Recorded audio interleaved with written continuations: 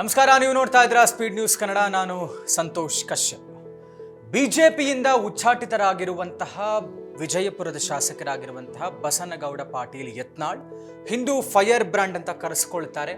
ಸದಾ ಮುಸ್ಲಿಮರನ್ನ ನನಗವರ ಮತಗಳು ಬೇಕಾಗಿಲ್ಲ, ನನಗೆ ಖಂಡಿತವಾಗಿಯೂ ಹಿಂದೂ ಸಮಾಜ ಉಳಿಬೇಕು, ನಾವುಗಳೆಲ್ಲರೂ ಕೂಡ ಹಿಂದೂಗಳು ಒಗ್ಗಟ್ಟಾಗಿರಬೇಕು, ಹೀಗಾಗಿ ನಾನು ಯಾವುದಕ್ಕೂ ತಲೆ ಕೆಡಿಸ್ಕೊಳ್ಳೋದಿಲ್ಲ, ನಾವು ಹಿಂದೂಗಳ ಉದ್ಧಾರಕ್ಕಷ್ಟೇ ಇರುವಂಥವ್ರು ಅನ್ನುವಂಥ ಪ್ರತಿಪಾದನೆಯನ್ನು ಪ್ರತಿ ಬಾರಿಯೂ ಕೂಡ ಅವರವರ ಭಾಷಣಗಳಲ್ಲಿ ಹೇಳಿಕೊಳ್ತಾ ಹಿಂದೂ ಫೈರ್ ಬ್ರ್ಯಾಂಡ್ ಅಂತ ಕರೆಸ್ಕೊಂಡಿರುವಂತಹ ಬಸನಗೌಡ ಪಾಟೀಲ್ ಯತ್ನಾಳ್ ಎಲ್ಲೋ ಒಂದು ಕಡೆ ಬಿಜೆಪಿಯವರವರನ್ನ ಕರೀತಾರ, ಬಿಜೆಪಿಯಲ್ಲಿ ಕುಟುಂಬ ರಾಜಕಾರಣ ಆಗ್ತಾ ಇದೆ ಅನ್ನುವಂಥ ನಿಟ್ಟಿನಲ್ಲಿ ಅದರ ಪ್ರಮುಖ ನಾಯಕರನ್ನ ಟೀಕಿಸುವಂತಹ ಕೆಲಸವನ್ನ ಮಾಡಿದ್ರು ಯತ್ನಾಳ್ ಅವರು ಅನ್ನುವಂಥ ಕಾರಣಕ್ಕೆ ಅವರನ್ನ ಪಕ್ಷದಿಂದ ಉಚ್ಚಾಟನೆ ಮಾಡಲಾಯಿತು.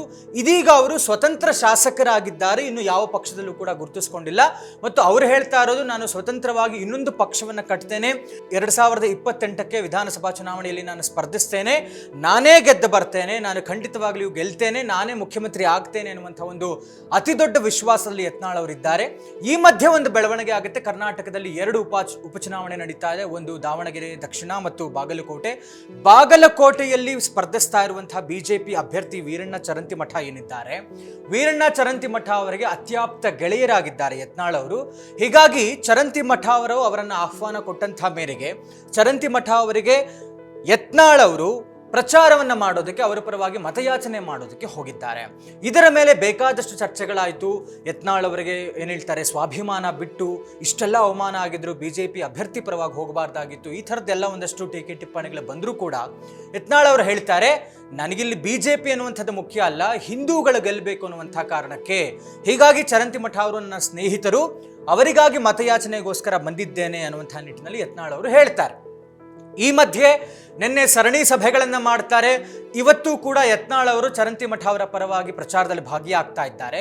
ನಿನ್ನೆ ರಾತ್ರಿ ಯತ್ನಾಳ್ ಅವರು ಬಿರುಸಿನ ಭಾಷಣವನ್ನು ಮಾಡಿದ್ದಾರೆ. ಬಾಗಲಕೋಟೆಯಲ್ಲಿ ಎಲ್ಲ ಜನರನ್ನು ಕುರಿತು ಒಂದು ರೀತಿಯಲ್ಲಿ ತಮ್ಮ ವಿಶ್ವಾಸವನ್ನ, ದೃಢವಾದಂಥ ವಿಶ್ವಾಸವನ್ನ ಜನತೆ ಮುಂದೆ, ಮಾಧ್ಯಮದ ಎದುರು ಹೇಳಿದ್ದಾರೆ. ಯತ್ನಾಳ್ ಅವರು ಏನು ಹೇಳಿದ್ದಾರೆ ಅಂದರೆ, 2028ಕ್ಕೆ ನಾನೇ ಗೆಲ್ತೇನೆ, ನಾನೇ CM ಆಗ್ತಾನೆ, ನಮ್ಮ JCB ಸರ್ಕಾರ ಬರುತ್ತೆ ಅನ್ನುವಂಥ ಅತಿ ದೃಢವಾದಂಥ ವಿಶ್ವಾಸವನ್ನು ವ್ಯಕ್ತಪಡಿಸಿದ್ದಾರೆ ಯತ್ನಾಳ್ ಅವರು.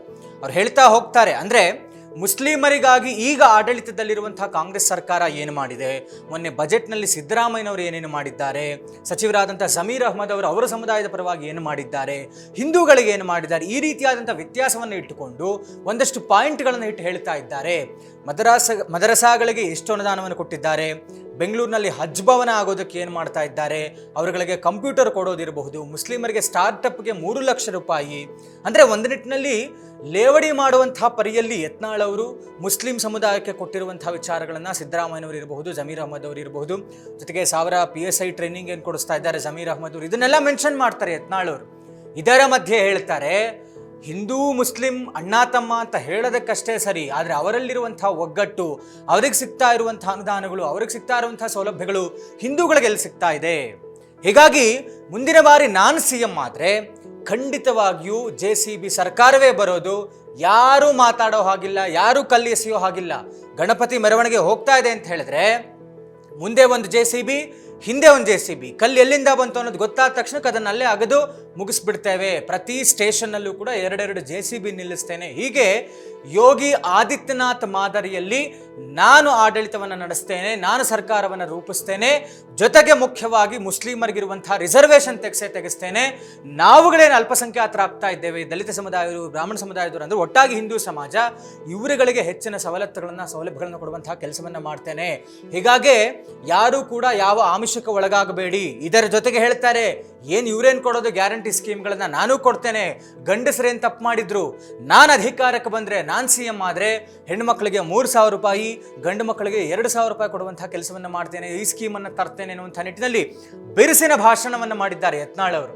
ಹೀಗಾಗಿ ಅವರು ಕರೆ ಕೊಟ್ಟಿರುವಂಥದ್ದು, ಎಲ್ಲರೂ ಒಗ್ಗಟ್ಟಾಗಿರಿ, ಹಿಂದೂ ಸಮಾಜ ಒಗ್ಗಟ್ಟಾಗಬೇಕು, ಆಗ ಮಾತ್ರವೇ ನಾವು ಸರಿಯಾದಂಥ ರೀತಿಯಲ್ಲಿ ಜೀವನವನ್ನು ಈ ದೇಶದಲ್ಲಿ ನಡೆಸೋದಕ್ಕೆ ಸಾಧ್ಯ.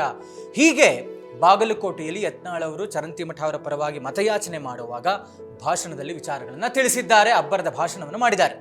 ನಿಮಗೇನು ಅನ್ನಿಸ್ತಾ ಇದೆ, ಯತ್ನಾಳ್ ಅವರು ಮುಂದಿನ 2028ರ ವಿಧಾನಸಭಾ ಚುನಾವಣೆಯಲ್ಲಿ ಆರಿಸಿ ಬರ್ತಾರಾ, ಮುಖ್ಯಮಂತ್ರಿ ಆಗ್ತಾರಾ ಅನ್ನುವಂಥದ್ದನ್ನು ಕಮೆಂಟ್ ಮೂಲಕ ತಿಳಿಸಿ. ಇದಾಗಿತ್ತು ಇವತ್ತಿನ ವಿಶೇಷ. ನೋಡ್ತಾ ಇರಿ ಸ್ಪೀಡ್ ನ್ಯೂಸ್ ಕನ್ನಡ, ಸುದ್ದಿ ನಿಮ್ಮದು, ವೇಗ ನಮ್ಮದು.